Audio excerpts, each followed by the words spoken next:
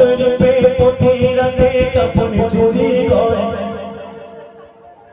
মক্কা শরীফে প্রতি রাতে কাফন চুরি হয় সেই কাফন চোর নবীর কাছে ঘটনা শোনায় শুনো মক্কা শরীফে প্রতি রাতে কাফন চুরি হয় মক্কা শরীফে প্রতি রাতে কাফন চুরি হয় সেই কাফন চোর নবীর কাছে ঘটনা শোনায় সেই কাফন চোর নবীর কাছে ঘটনা শোনায় তার পাপের কথা নবীর কাছে শুনে এসে কয় তার পাপের কথা নবীর কাছে শুনে এসে কয় এই পাপের ক্ষমা পাবো কি আমি নবী দয়াময় ওই পাপের ক্ষমা পাবো কি আমি নবী দয়াময় মক্কা শরীফে প্রতি রাতে কাফন চুরি হয় মক্কা শরীফে প্রতি রাতে কাফন চুরি হয় সেই কাফন চোর নবীর কাছে ঘটনা শোনায় সেই কাফন চোর নবীর কাছে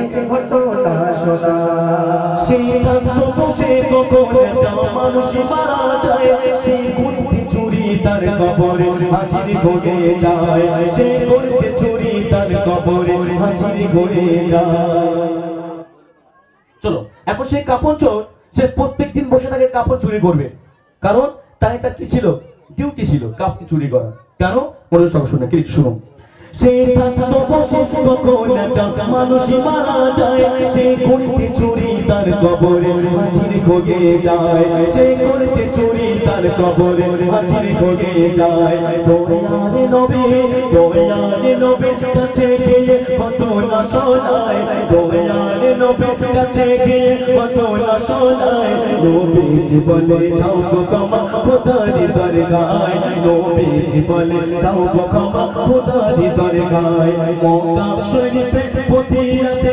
কাফন চুরি হয় মক্কা শরীফে প্রতি রাতে কাফন চুরি হয় সেই কাফন চোর নবীর কাছে ঘটনা শোনায় সেই কাফন চোর নবীর কাছে ঘটনা শোনায় এবার সে ঘটনা শুনবে সেই মক্কা শহরে সেই রমণী মারা গেছে এবার সেই যে কাফন চুরি করতো সেই রমণী জানাজায় হাজির কারণ তার কাফনটাকে সে চুরি করবে কবি লিখছে সঙ্গে শুনুন ওই শহরে ঘটাতে যাকে রমণী মারা যায় তার চাচা যাতে কাফন চোর হাজির হয়ে যায় হাজির হয়ে গেছে শুনুন ওই শহরে ঘটাতে যাকে রমণী মারা যায় তার চাচা যাতে কাফন চোর হাজির হয়ে যায় তার চাচা যাতে কাফন চোর হাজির হয়ে যায় কাফন শেষে সবাই যখন বাড়ি চলে যায় কাফন শেষে সবাই যখন বাড়ি চলে যায়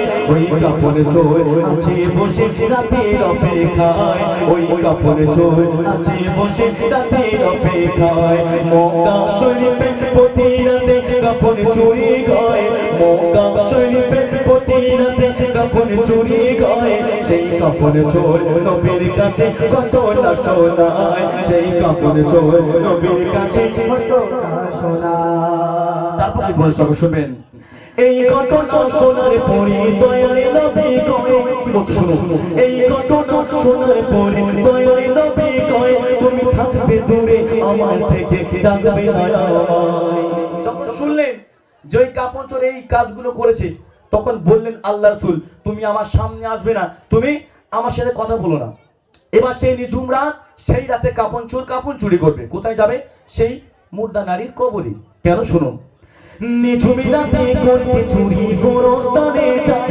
ওই কাফন চোর শুনো ওই নিঝুম রাতে করতে চুরি গোরস্থানে যায় কাফন চুরি করে যুবক পেছনে তাকায় কাফন চুরি করে যুবক পেছনে তাকায় নিঝুম রাতে করতে চুরি গোরস্থানে যায় কাফন চুরি করে যুবক পেছনে তাকায় কাফন চুরি করে যুবক পেছনে তাকায় ওই কবর থেকে মুর্দা নারী কেঁদে কেঁদে কয় ওই কবর থেকে মুর্দা নারী কেঁদে কেঁদে কয় ওই যুবকের বিচার খোদা তোমার কাছে চায় ওই যুবকের বিচার খোদা তোমার কাছে চায় মুর্দা নারী কবর থেকে উঠলেন উঠে তিনি আল্লাহর কাছে বিচার দিয়ে দিলেন যেটা আমার সঙ্গে ঘটেছে আমি আপনার কাছে বিচারটা আমি দিয়ে দিলাম আপনি যেটা ভালো বুঝবেন সেটাই করবেন মুর্দা নারীর কবর থেকে কাপড় অলরেডি চুরি করা হয়ে গেছে। চুরি করে এসে কোথায় এলেন? আল্লাহ রাসূলের কাছে। কি বলছে মনোযোগ সহকারে শুনুন। এই ঘটনা শোনার পরে দয়ার নবী কয়, তুমি থাকবে দূরে আমার থেকে, ডাকবে না আমায়। তুমি থাকবে দূরে আমার থেকে, ডাকবে না আমায়। ওই ঘটনা শোনার পরে দয়ার নবী কয়, তুমি থাকবে দূরে আমার থেকে, ডাকবে না আমায়। তুমি থাকবে দূরে আমার থেকে, ডাকবে না আমায়। ওই কবরের মাঝে ও আল্লাহ রাসূল, ওই কবরের মাঝে যেতে হবে দেখাই কারণ নাই। ওই কবরের মাঝে যেতে হবে দেখাই কারণ নাই। তোমার ওই কবরে যেতে হবে করো তারে ভয়। তোমার ওই কবরে যেতে হবে করো তারে ভয়। মক্কা শরীফে প্রতি রাতে কাপড় চুরি হয়। মক্কা শরীফে প্রতি রাতে কাপড় চুরি হয়। সেই কাপড় চোর নবীর কাছে ঘটনা শোনায়। সেই কাপড় চোর নবীর কাছে ঘটনা শোনায়। আচ্ছা, একটা প্রশ্ন আমি করি, এইরকম কাজ করার পরে সেই যুবক কি ক্ষমা পাবে? জি পাবে? কারণ তো একটা আছে, তাই না?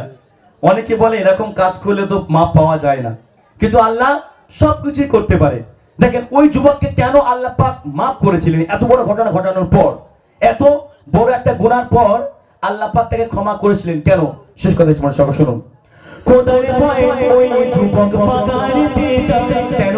40 দিনে ধরে যুবক গুনাহ মাফি চায়। করে বলুন সুবহানাল্লাহ। এরকম একটা ঘটনা ঘটার পরে তিনি চলে গেলেন কোথায়? একটা পাহাড়ে। তিনি গিয়ে 40 দিন ধরে আল্লাহর কাছে ক্ষমা চেয়েছিলেন। আল্লাহ পাক কি করেছিলেন? আর জিবরিল সাল্লাল্লাহু আলাইহি ওয়াসাল্লাম তিনি কি করেছিলেন? তিনি কার কাছে সে বায়ানটা দিয়েছিলেন? শেষ কথা একটু শুনবেন। খোদার ভয়ে ওই যুবক পাহাড়িতে যায় 40 দিনে ধরে যুবক গুনাহ মাফি চায়। 40 দিনে ধরে যুবক গুনাহ মাফি চায়। জিবরিল আমিন সে আমার দয়ার নবীর কয়। জিবরিল আমিন সে আমার দয়ার নবীর কয়। ওই যুবকের করল ক্ষমা আল্লাহ দয়াময়। ওই যুবকের করল ক্ষমা আল্লাহ দয়াময়। মক্কা শরীফে প্রতি রাতে কাপড় চুরি হয়। মক্কা শরীফে প্রতি রাতে কাপড় চুরি হয়। ওই কাপড় চোর নবীর কাছে ঘটনা শোনায়। ওই কাপড় চোর নবীর কাছে ঘটনা শোনায়। মক্কা শরীফে প্রতি রাতে কাপড় চুরি হয়। মক্কা শরীফে প্রতি রাতে কাপড় চুরি হয়। সেই কাপড় চোর নবীর কাছে ঘটনা শোনায়। ওই কাপড় চোর নবীর কাছে ঘটনা শোনায়। নারে তাকবীর।